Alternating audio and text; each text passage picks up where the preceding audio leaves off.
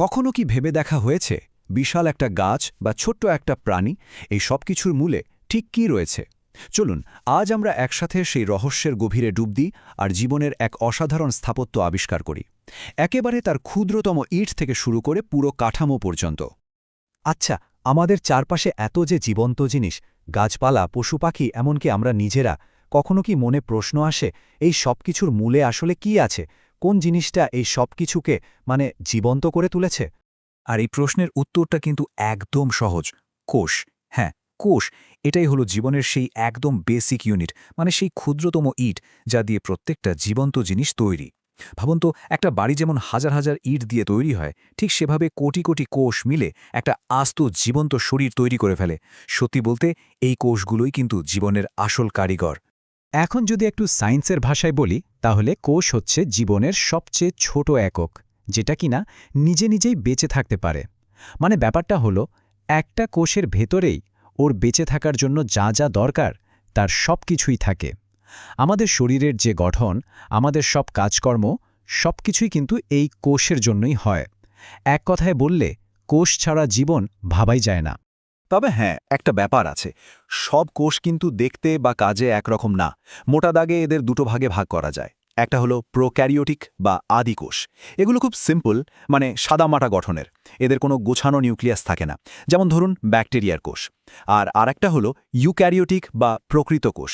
এগুলো অনেক বেশি জটিল, আর এদের একটা একদম পারফেক্ট সুস্পষ্ট নিউক্লিয়াস থাকে, যেমন ধরুন গাছপালা বা আমাদের নিজেদের শরীরের কোষগুলো।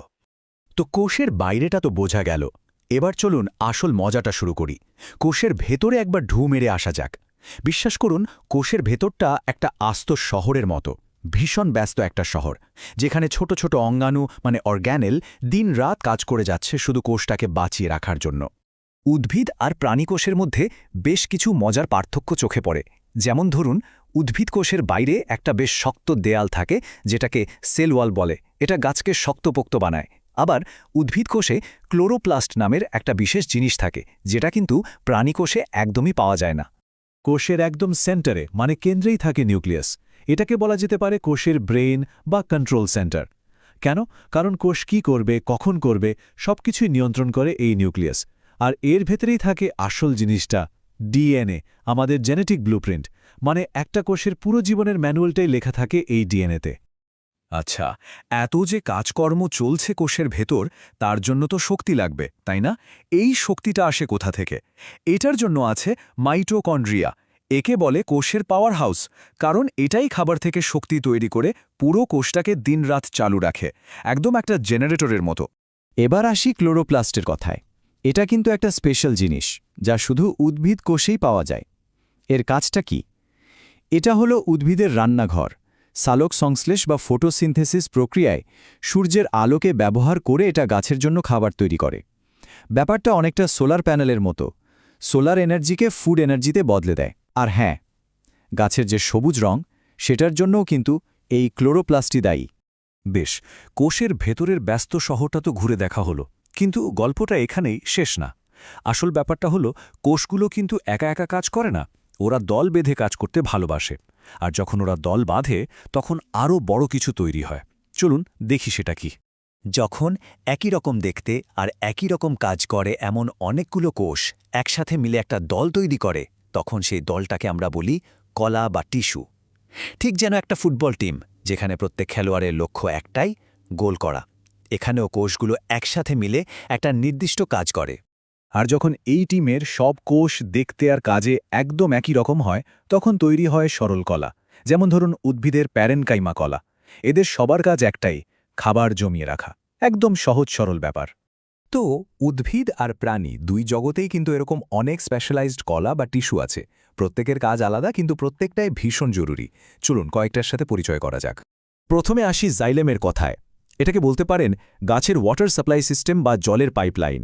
এর কাজ হল মূল থেকে জল আর মিনারেলস টেনে নিয়ে গাছের ডগা পর্যন্ত, একেবারে পাতা পর্যন্ত পৌঁছে দেওয়া। ভাবুন তো, এটা ছাড়া কি কোনো গাছ বাঁচতে পারত? জাইলেম যদি জল পৌঁছে দেয়, তাহলে খাবার পৌঁছে দেবে কে?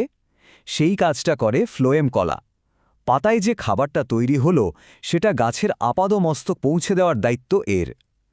এটা হলো গাছের নিজস্ব ফুড ডেলিভারি সার্ভিস। আচ্ছা, গাছপালার কথা তো হলো, এবার একটু প্রাণীদের দিকে তাকানো যাক। আমাদের শরীরে আছে আবরণী কলা বা এপিথেলিয়াল টিস্যু। আমাদের ত্বকের যে বাইরের স্তরটা বা ভেতরের বিভিন্ন অঙ্গের ওপর যে আস্তরণটা থাকে সেটা এটাই। এর প্রধান কাজ হলো প্রোটেকশন দেওয়া, একদম একটা বর্মের মতো, যা শরীরকে বাইরের আঘাত বা জীবাণুর আক্রমণ থেকে বাঁচিয়ে রাখে। আমরা যে হাঁটাচলা করি, হাত নাড়াই, কথা বলি, এই সব কিছুর পেছনেই কিন্তু আছে পেশিকলা বা মাসেল টিস্যু।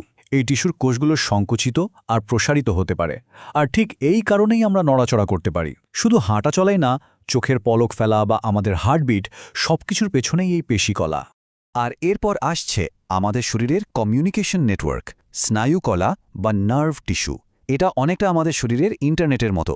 নিউরন নামের বিশেষ কোষ দিয়ে তৈরি এই কলা মস্তিষ্ক থেকে সিগন্যাল সারা শরীরে পাঠায়, আবার শরীর থেকে খবর মস্তিষ্কে নিয়ে আসে চোখের পলকে অবিশ্বাস্য দ্রুত গতিতে। তাহলে আমরা দেখলাম কিভাবে কোষ থেকে কলা তৈরি হলো, কিন্তু এই যে জীবনের স্থাপত্য, এর গঠন কিন্তু এখানেই শেষ না। গল্পটা আরও বড়। এই কলা বা টিস্যুগুলো আবার একসাথে মিলে আরও জটিল, আরও বড় কিছু তৈরি করে। এই লেভেলগুলো বোঝা কিন্তু খুব সহজ। দেখুন, প্রথমে অনেকগুলো কোষ মিলে তৈরি হলো কলা বা টিস্যু। তারপর বিভিন্ন ধরনের কলা একসাথে মিলে তৈরি করে একটা অঙ্গ বা অর্গান, যেমন আমাদের হার্ট, লিভার বা ফুসফুস। আর সবশেষে অনেকগুলো অঙ্গ যখন একটা বড় কাজ করার জন্য একসাথে টিম আপ করে, তখন তৈরি হয় একটা তন্ত্র বা সিস্টেম, যেমন আমাদের পরিপাকতন্ত্র বা ডাইজেস্টিভ সিস্টেম।